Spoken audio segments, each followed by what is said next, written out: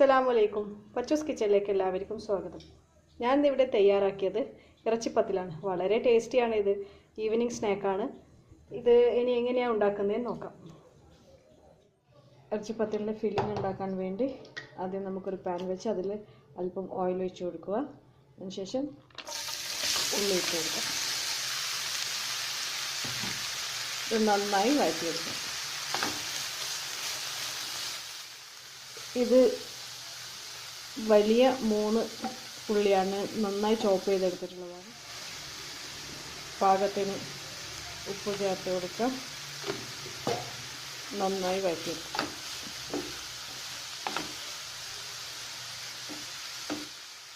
ഉള്ളി ഏകദേശം വഴണ്ടി വന്നിട്ടുണ്ട്.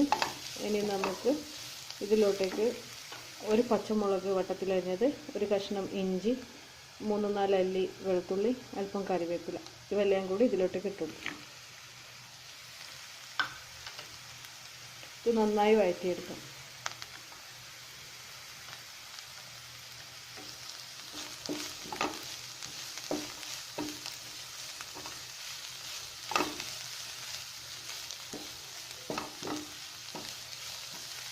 നല്ലതുപോലെ വഴണ്ടി വരുന്നത് വരെ വയ്ക്കുക. ഉള്ളി നന്നായി വാടി വന്നിട്ടുണ്ട്. ഇനി ഇതിലോട്ട് ചിക്കൻ ചേർത്ത് കൊടുക്കാം. ഇത് ഉപ്പ്, മുളക്, മഞ്ഞൾ എന്നിവ ചേർത്ത് ചിക്കൻ വേവിച്ചതാണ്. അത് ഞാൻ നന്നായി ചോപ്പ് ചെയ്തെടുത്തതാണ്. ഇത് നമുക്കിതിലോട്ടേക്ക് ചേർത്ത് കൊടുക്കാം. മസാല നന്നായിട്ട് റെഡി ആയിട്ടുണ്ട്. ഇനി ഇതിലോട്ട് പൊടികൾ ചേർത്ത് കൊടുക്കാം. ഇനി 1/4 ടീസ്പൂൺ മഞ്ഞൾപ്പൊടി, പിന്നെ 1/2 മുതൽ 3/4 ടേബിൾ സ്പൂൺ വരെ മുളക് പൊടി, 1/4 ടീസ്പൂൺ ഗരം മസാല ഇവ ചേർത്ത് വീണ്ടും വഴറ്റുക. ഇതിൻ്റെ പച്ചമണം മാറുന്നത് വരെ നന്നായി വഴറ്റിയെടുക്കാം.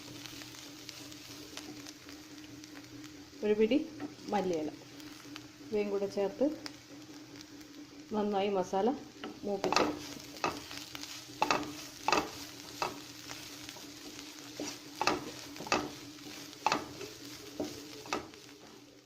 മസാല റെഡി ആയിട്ടുണ്ട്. ഇനി നമുക്ക് മാവ് കുഴച്ചെടുക്കാം. നോർമൽ നമ്മൾ ചപ്പാത്തിക്കൊക്കെ ഉണ്ടാക്കുന്ന പോലത്തെ മാവാണ് ഇതിനാവശ്യം.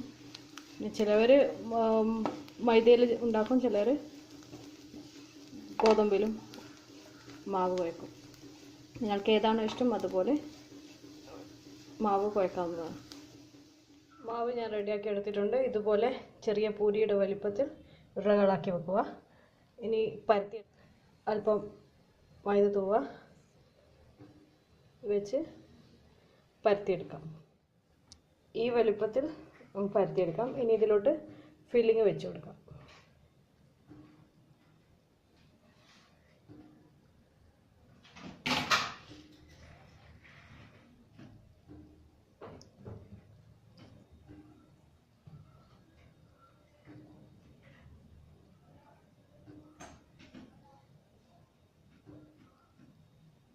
ഇനി ഇത് ഈ പോർഷൻ കൊണ്ടൊന്ന് കവർ ചെയ്ത് കൊടുക്കും.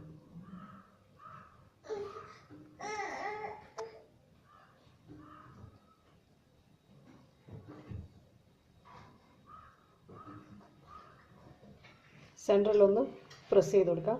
ഇനി ഇതുപോലത്തെ ഇതുകൊണ്ട് ഒന്ന് കട്ട് ചെയ്ത് കൊടുക്കാം. ഈ പോർഷനും ഇതിൻ്റെ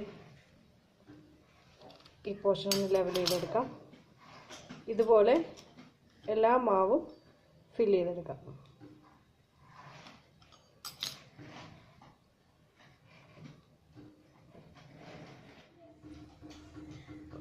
ഇറച്ചിപ്പത്തിൽ റെഡി ആയിട്ടുണ്ട്. ഇത് നമുക്ക് ഫ്രൈ ചെയ്തെടുക്കാം.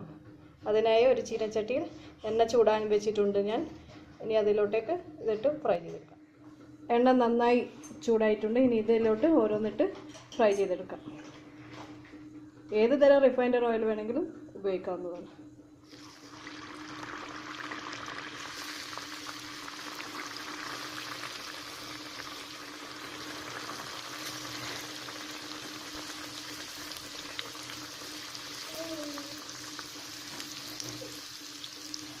ഒരു ഭാഗം ആയതിനു ശേഷം മറിച്ചിട്ട് കൊടുക്കാം.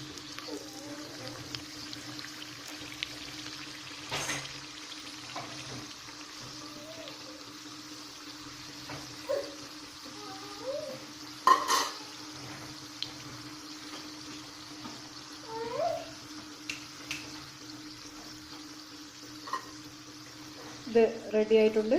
ഇനി നമുക്കിത് പാത്രത്തിലോട്ടേക്ക് മാറ്റാം. ഇതുപോലെ എല്ലാ ഇറച്ചിപ്പത്തിലും ഫ്രൈ ചെയ്തെടുക്കാം. വളരെ ടേസ്റ്റിയാണ്. ഇറച്ചിപ്പത്തിലിൻ്റെ കാര്യം പറയേണ്ട ആവശ്യമില്ലല്ലോ. ഒട്ടുമിക്ക ആൾക്കാർക്കും അറിയുന്നൊരു റെസിപ്പിയാണിത്.